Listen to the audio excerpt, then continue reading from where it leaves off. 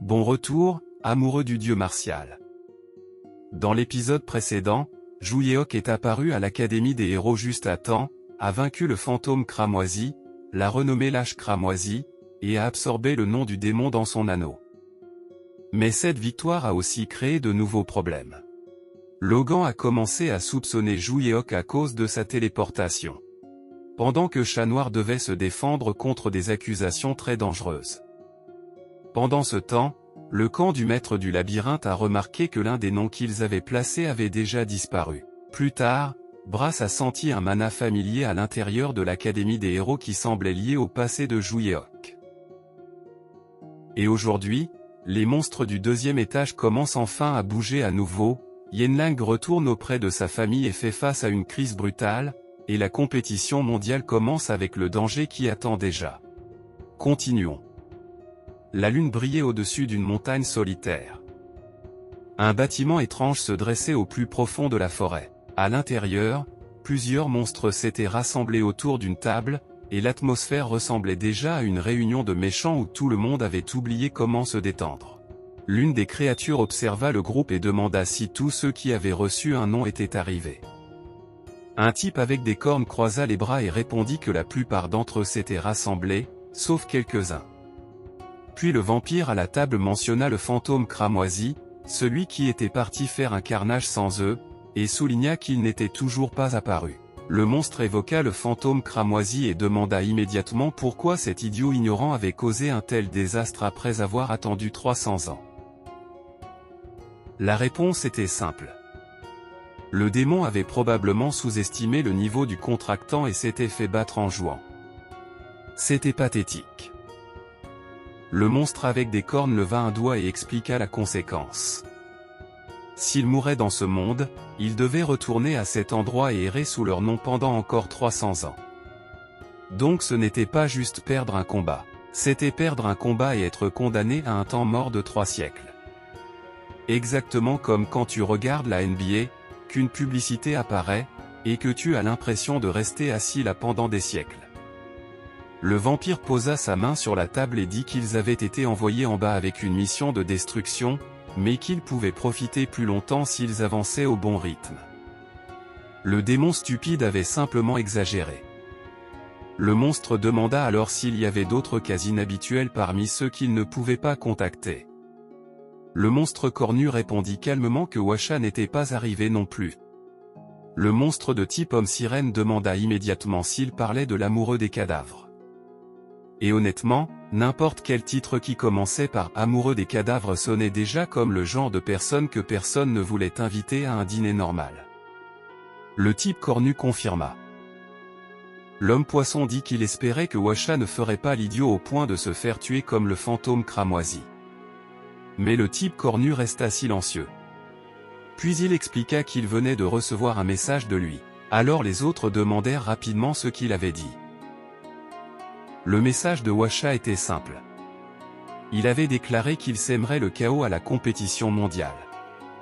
Après cet avertissement sinistre, la scène se déplaça vers la salle de sport Valhalla.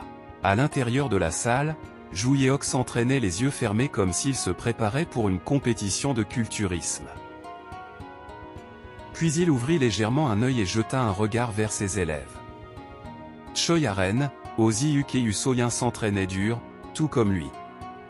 Notre protagoniste vit que tout le monde était venu. Sauf Yenlang. Son expression s'adoucit en se souvenant de son message. Elle avait écrit qu'elle rendrait visite à sa famille pendant quelques jours. Juyeok ferma les yeux et continua à soulever les poids lourds. Il se demanda silencieusement si Yenlang était en mauvais termes avec sa famille, puis chassa cette pensée. Peu importe la situation, elle reviendrait quand elle le voudrait. Puis il regarda les autres et leur dit de faire une pause. Ils acceptèrent tous immédiatement sans dire un seul mot. La sueur coulait sur le visage de notre protagoniste alors qu'il s'essuyait. Et Aren s'approcha de lui. Elle demanda où était passée la petite chatte. Juyeok expliqua que Yenlang avait certaines choses à régler chez elle, mais Aren se plaignit immédiatement. Elle avait accepté de s'entraîner avec eux, et maintenant elle séchait déjà. Dans l'esprit de Aren, si Yenlang allait les lâcher comme ça, elle aurait peut-être dû rester complètement à l'écart. Zhu Yeok lui rappela qu'elle aussi avait séché quelquefois pour rendre visite à sa propre famille, et Aren ne put qu'admettre maladroitement qu'il avait raison. Puis il lui dit qu'il ferait bientôt un combat d'entraînement, donc elle devait se préparer avec les autres. Alors qu'il les regardait se préparer, Zhu Yeok avait une expression étrangement fière. Il trouvait ça drôle. Même après s'être réincarné, il entraînait toujours des disciples comme avant. Brass l'écouta et approuva. Mais notre garçon admit que c'était aussi un peu décevant. Brass demanda pourquoi. Alors Zhu Yeok répondit que cela aurait été agréable si ses anciens disciples pouvaient se rassembler et parler comme ça aussi.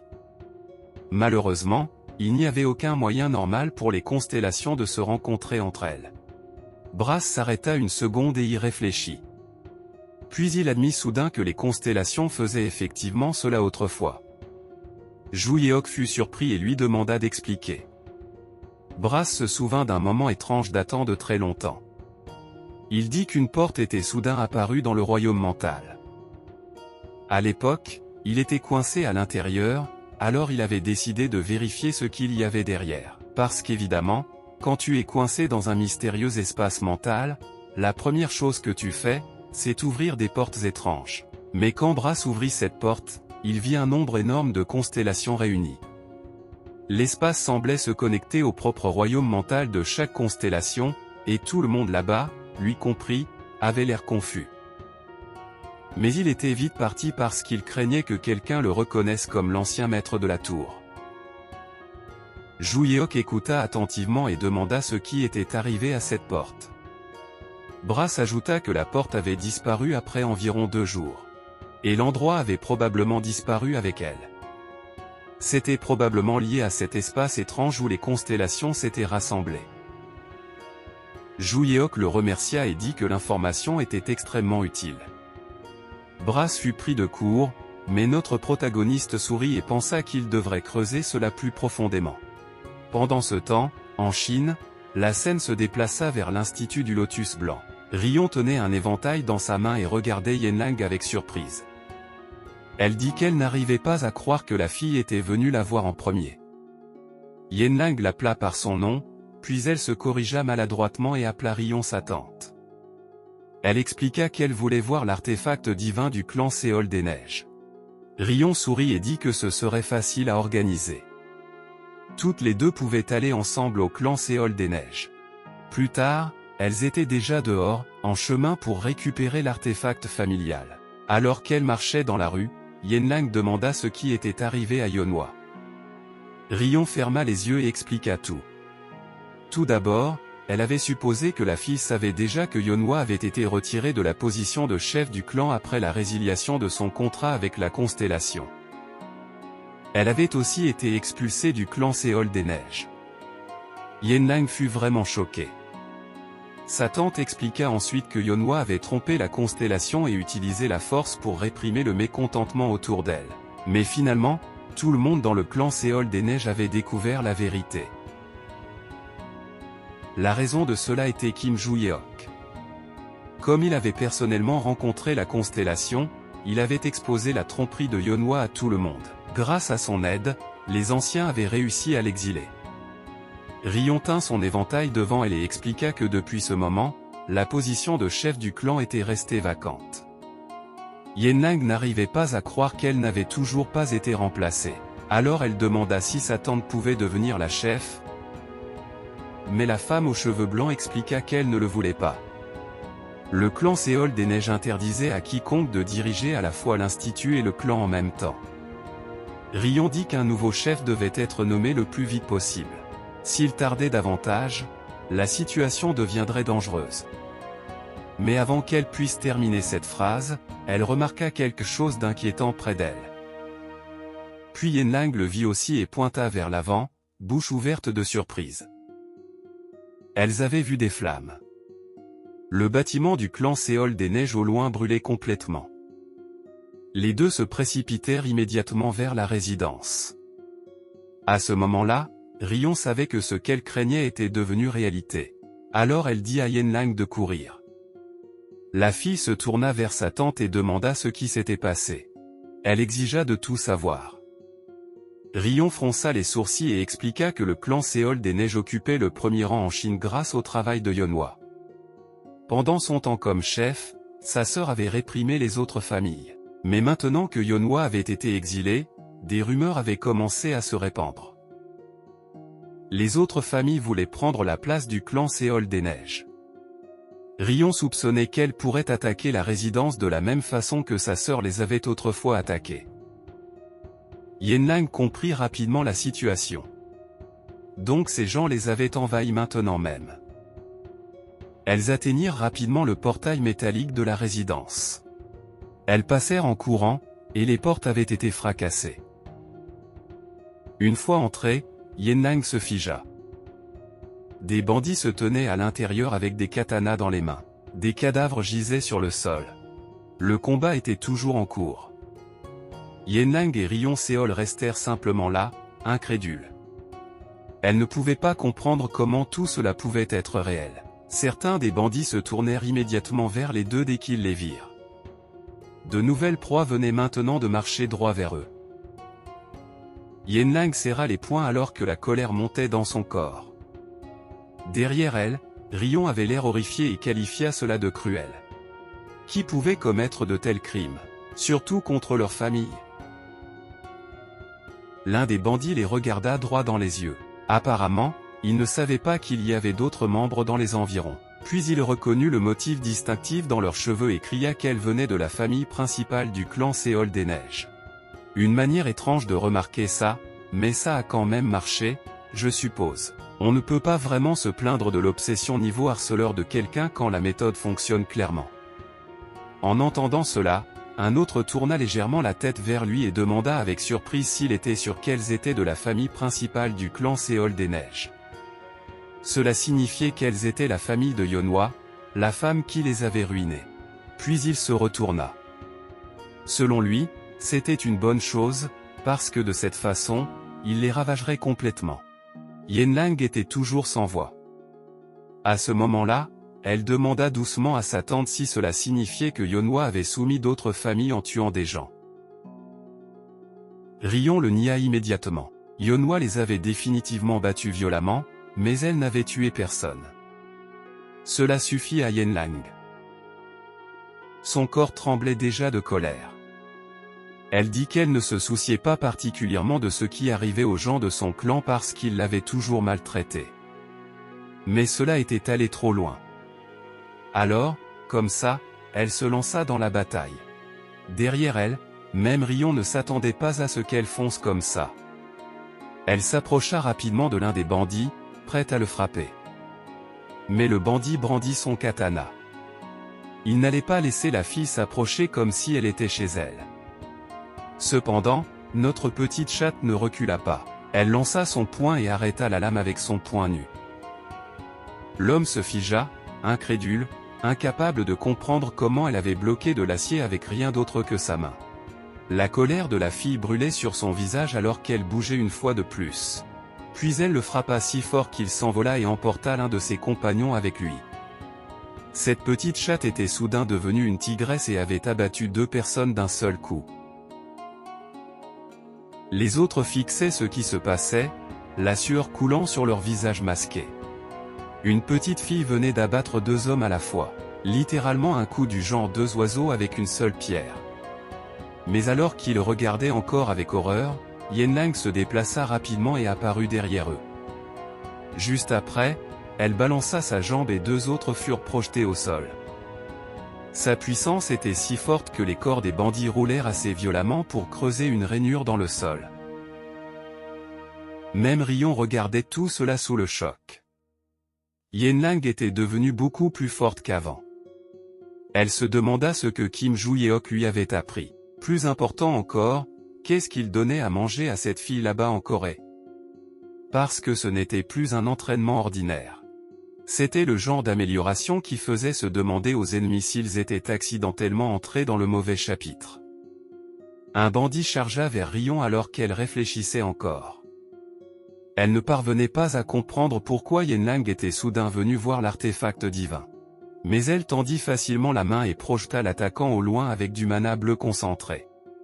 Elle décida silencieusement qu'une fois cette situation terminée, elle la nommerait immédiatement chef du clan, exactement comme prévu à l'origine. Ailleurs dans la résidence, Irin Séol se tenait debout, encerclée, et peinait à reprendre son souffle. À côté d'elle, Fei Séol tenait son katana devant elle avec des larmes dans les yeux. Elle était clairement blessée, puisqu'elle tenait son épaule. Irin réalisa que les ennemis les avaient prises tellement au dépourvu qu'elle n'avait même pas pu se défendre. D'après ce qu'elle avait entendu par hasard, les attaquants semblaient appartenir à un autre clan. Ils avaient clairement envahi maintenant pour profiter du fait que le clan Séol des Neiges n'avait pas de chef de clan. Elles avaient réussi à gagner du temps pour les anciens, mais sa sœur avait déjà atteint sa limite. Irin serra les dents et pensa qu'elle ne voulait pas mourir pathétiquement comme ça. Puis son regard changea rapidement. Elle vit Yenlang frapper les attaquants à coups de poing.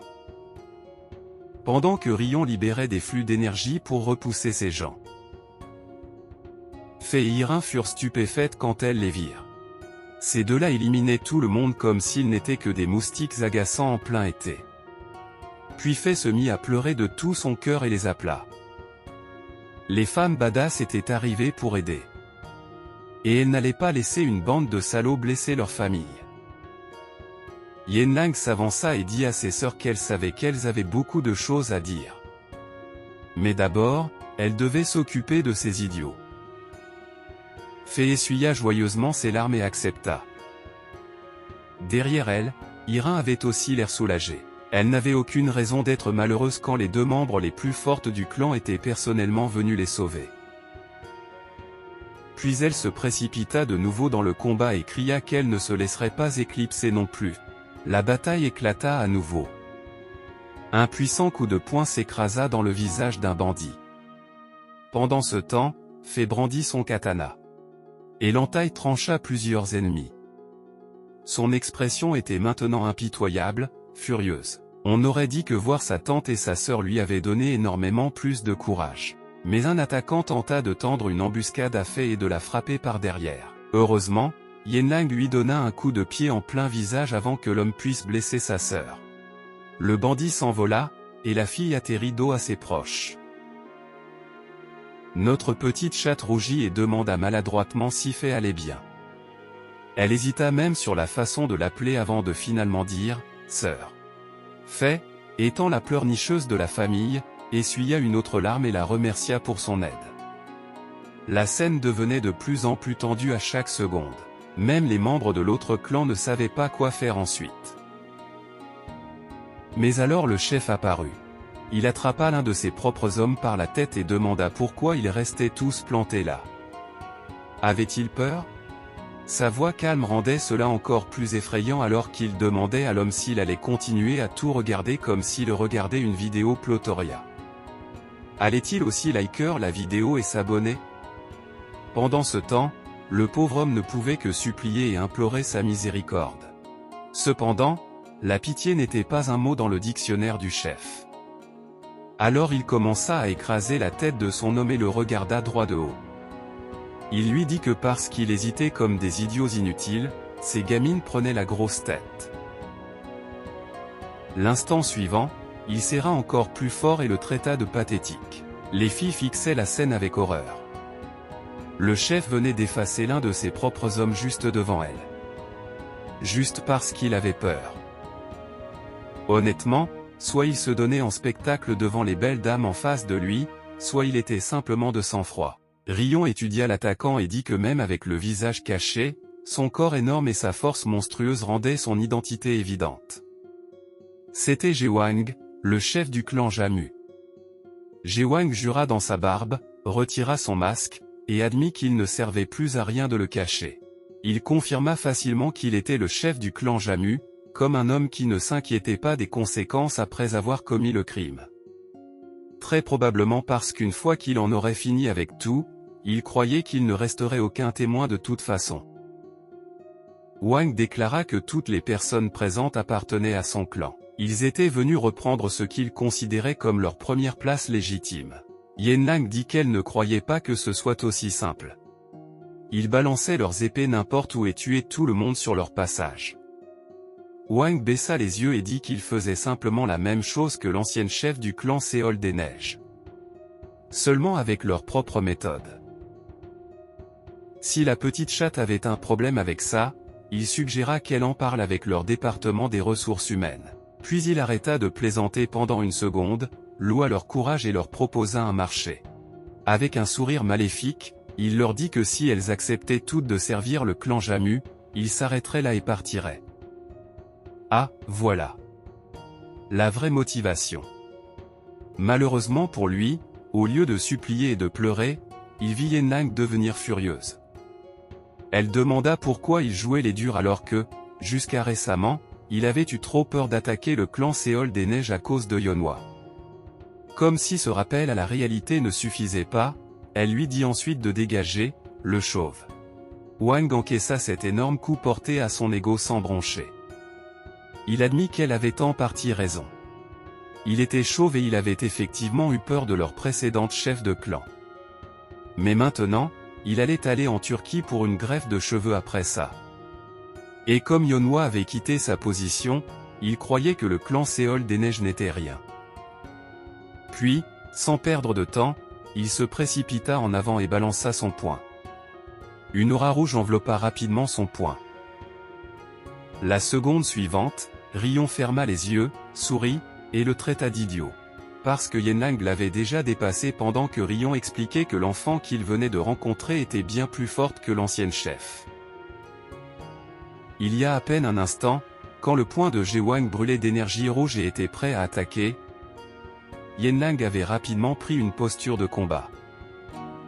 Ils avaient tous les deux attaqué en même temps.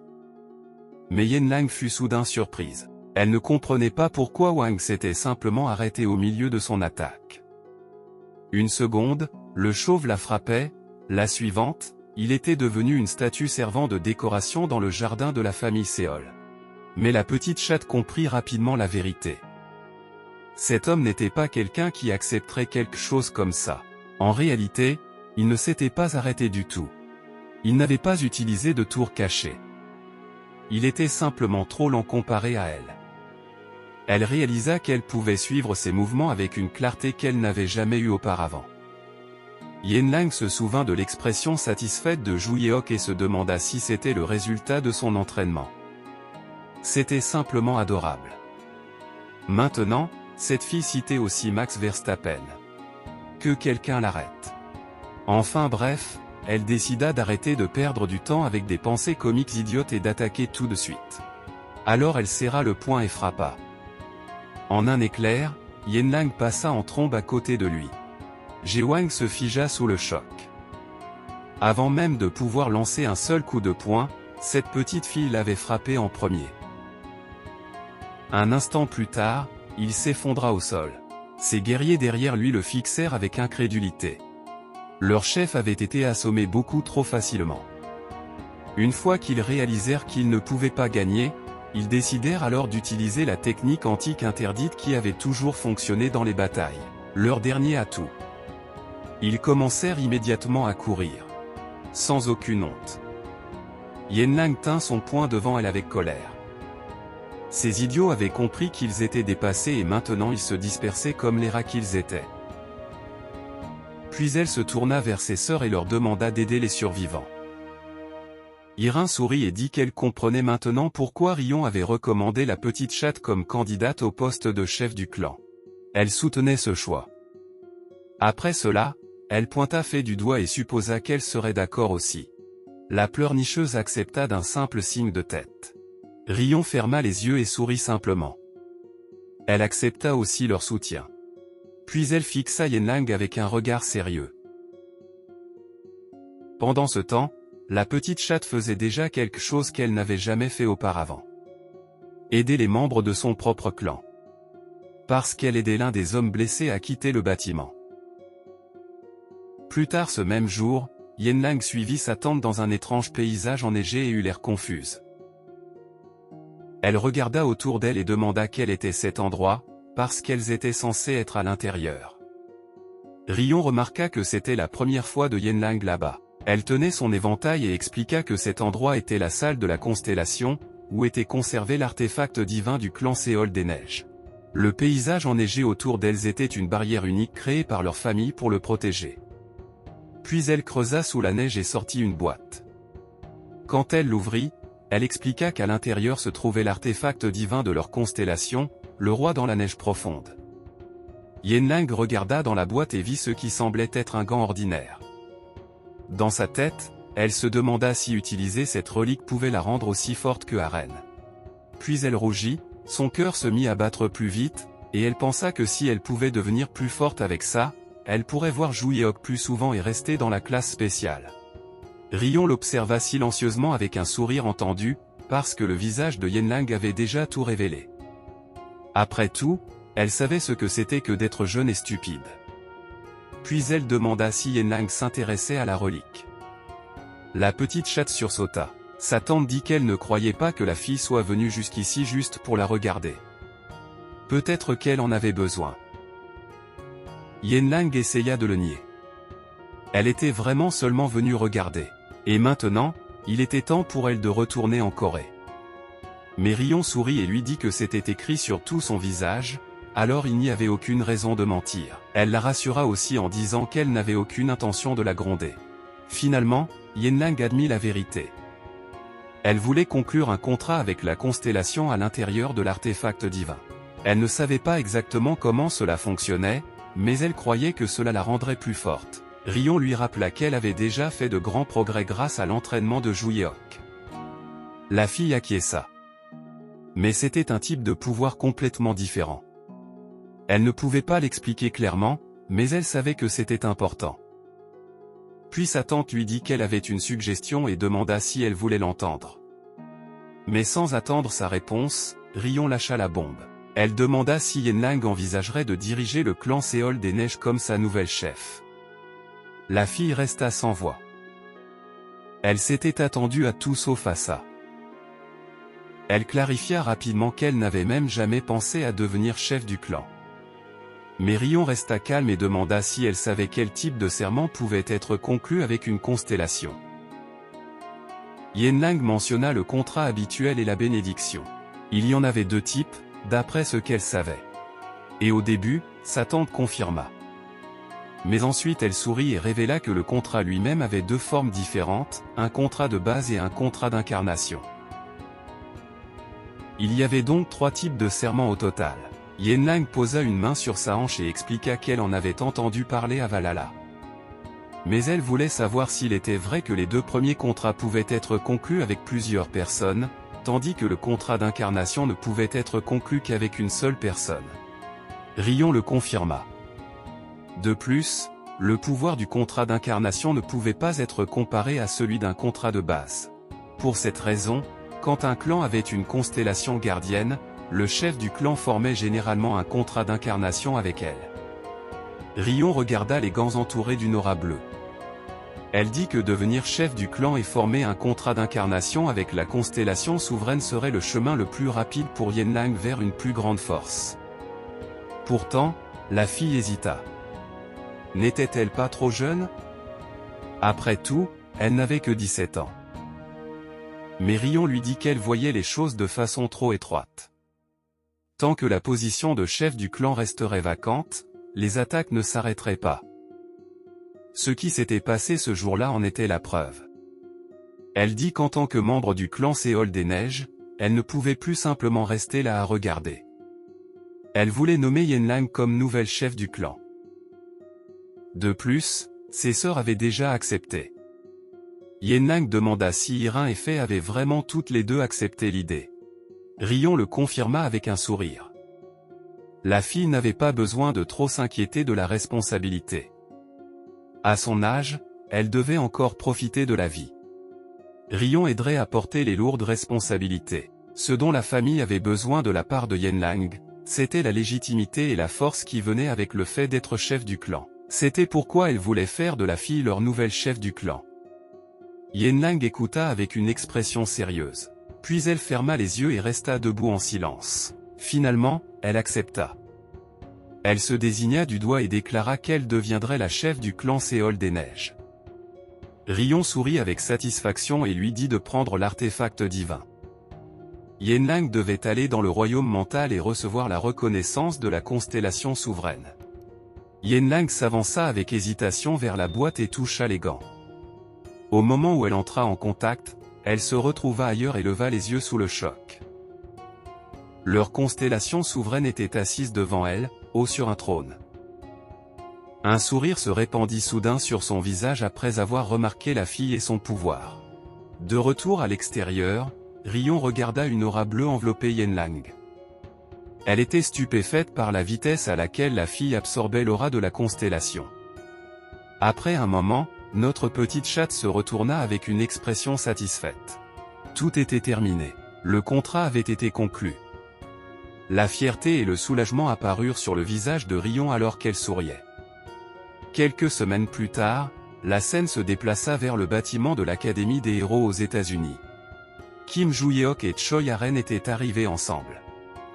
Les spectateurs observaient tout avec excitation. Joo-yeok se tenait parmi la foule d'étudiants et regarda autour de lui. Il trouvait la situation déconcertante.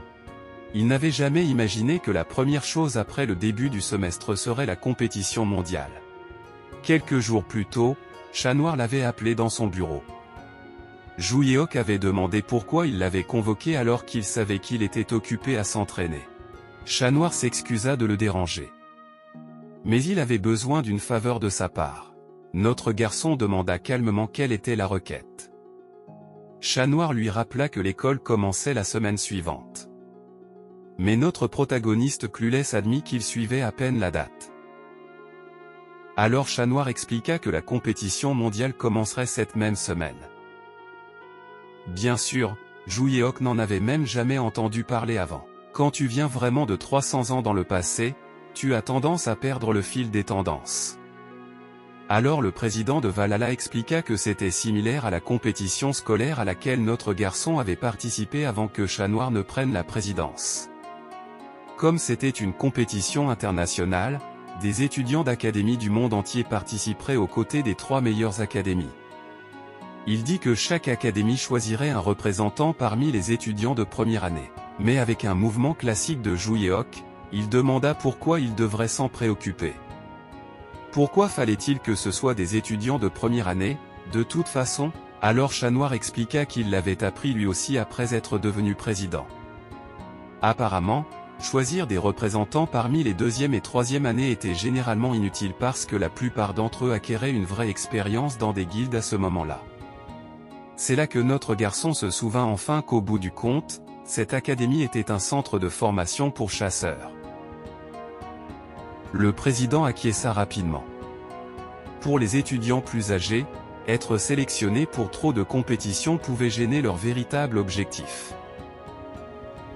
Mais pour les nouveaux venus, c'était une grande chance d'attirer l'attention des recruteurs de guildes et d'autres entreprises. Puis Chat Noir alla droit au but et demanda si Joo-yeok représenterait Valhalla dans la prochaine compétition. Notre garçon demanda si c'était la faveur qu'il voulait. Avant d'accepter quoi que ce soit, il voulait savoir où la compétition aurait lieu. Chat Noir dit qu'elle aurait lieu aux États-Unis, à l'Académie des héros. Mais Joo-yeok fut surpris. Il souligna que l'endroit avait presque été détruit lors de l'attaque précédente. Chat Noir répondit que grâce à l'intervention rapide du protagoniste, la destruction n'avait pas été trop sévère. Les bâtiments avaient déjà été réparés. De plus, organiser la compétition aux États-Unis à cette date était aussi une tradition de longue date. Alors l'Académie des héros allait aller jusqu'au bout, quoi qu'il en coûte. Chat Noir ajouta que si Joo-yeok ne voulait pas participer, il pourrait envisager un autre étudiant de la classe spéciale. Mais notre protagoniste le coupa et accepta rapidement. Cela prit le président au dépourvu. Joo-yeok avait accepté la requête un peu trop vite. Notre garçon confirma qu'il irait. Il voulait de toute façon visiter l'Académie des héros, et il n'avait pas eu de raison appropriée avant. Puis la voix de Brass lui parvint et lui demanda s'il voulait y aller à cause du parfum magique qu'il avait mentionné plus tôt. Joo-yeok le confirma. Il pourrait appartenir à l'un de ses anciens élèves. Chat Noir demanda alors qui il voulait emmener avec lui. Habituellement, chaque établissement éducatif envoyait 2 participants. Même s'il refusait, il choisirait quand même quelqu'un de la classe spéciale. Ju Yeok considéra Yen Lang, qui était probablement la plus forte après lui. Mais le président lui rappela qu'elle était dans la classe spéciale sans être officiellement inscrite à l'académie. Alors notre protagoniste dit que Aren pouvait y aller à la place, puisqu'elle était en grande forme ces derniers temps. Chat Noir accepta cela. Après cela, parce que quelque chose le tracassait, il décida qu'il allait aussi emmener les capacités du mannequin avec lui. Tu sais, juste au cas où. Après cela, la scène revint à la guide aux cheveux roux et à son avertissement. Elle était soudain apparue devant lui et avait l'air extrêmement sérieuse. Elle dit que la situation était critique. Ils étaient dans un très gros problème. Ju Yeok fut secoué et demanda ce qui s'était passé. Une fois qu'il se leva de son lit, il lui rappela aussi qu'elle-même avait dit qu'il leur serait difficile de se rencontrer pendant un moment. La guide s'excusa, mais insista sur le fait qu'elle devait venir parce que la situation était grave. Puis elle révéla que le nom revenu n'avait pas seulement appartenu au fantôme cramoisi. Tous les noms du 2e étage de la tour de la destruction avaient été appelés dans le monde une fois de plus. Ju Yeok étira son corps. Avant sa réincarnation, il ne s'en serait pas soucié même s'il les avait tous envoyés en même temps. Mais maintenant, son corps était faible. Les gérer ne serait pas si simple. La femme aux cheveux roux le rassura en disant qu'ils ne commenceraient pas tous à semer le chaos en même temps. Une chasse imprudente ne créerait pas de nom de haute qualité, donc elle ne pensait pas que le maître du labyrinthe leur avait ordonné de bouger de cette façon. Elle s'approcha de lui et expliqua que comme ils étaient tous descendus ensemble, elle ne pourrait plus suivre correctement leurs mouvements. L'avertir de chaque danger deviendrait difficile. Il devait faire attention. Ju Yeok sourit et demanda à qui elle pensait parler. C'était elle qui devait faire attention. Elle était la guide qui espionnait les autres. Pour l'instant, il lui conseilla de ne pas en faire trop et de se faire attraper par le maître du labyrinthe sans raison. Elle eut l'air surprise puis sourit. Elle dit que personne ne s'était inquiété pour elle depuis longtemps. Elle lui dit plus tard qu'elle ferait attention et qu'ils se reverraient plus tard. Au final, comme Ju Yeok avait été averti, il conclut un contrat temporaire avec le mannequin et emmena ses capacités avec lui. Il n'était pas sûr d'avoir réagi de manière excessive, mais vu sa vie, prendre une assurance supplémentaire était probablement la seule chose raisonnable qui restait. Mais soudain, Aren l'appela et le sortit de ses pensées. Notre garçon tourna immédiatement la tête vers la fille souriante et demanda ce qui se passait. Elle rougit légèrement et expliqua qu'elle avait entendu du président que Ju Yeok l'avait recommandé pour représenter Valhalla avec lui. Elle le remercia et promit qu'elle ferait de son mieux pour ne pas le décevoir. Ju Yeok sourit et répondit que les tâches ne seraient probablement pas trop difficiles, donc elle pouvait se détendre. Il gagnerait de toute façon. Tout près, d'autres étudiants les observaient attentivement. Logan Jr. remarqua immédiatement que Ju Yeok s'était présenté à la compétition. Avec lui ici, Valhalla était devenue l'académie à battre. Puis il croisa les bras et dit qu'ils avaient une dette de gratitude envers Ju Yeok.